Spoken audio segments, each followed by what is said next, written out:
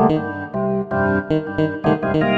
ऐसा जानवर जो अंडा देता है, दूध भी पिलाता है और जहरीला भी होता है। अरे भाई, ये कोई सपना नहीं है। मिलिए प्लेटिपस से। जब 1799 में लोगों ने प्लेटिपस को पहली बार देखा, साइंटिस्ट बोले ये तो पॉसिबली फेक है, क्योंकि उन लोगों को यकीन ही नहीं हुआ कि ऐसा जानवर एक्चुअली जिंदा भी रह सकता है।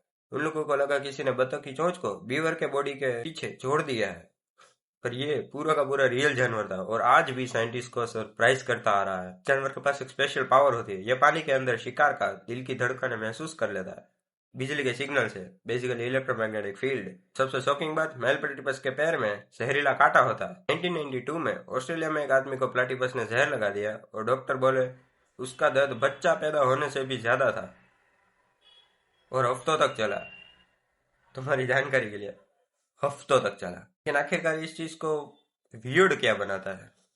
तो यार चलो सुना दो। ये मैमल है लेकिन अंडा देता है, इसके पास निप्पल नहीं होते, फिर भी ये दूध देता है। ये यूवी लाइट में नीला ग्लो करता है और ये आंख बंद करके भी बिजली से शिकार करता है।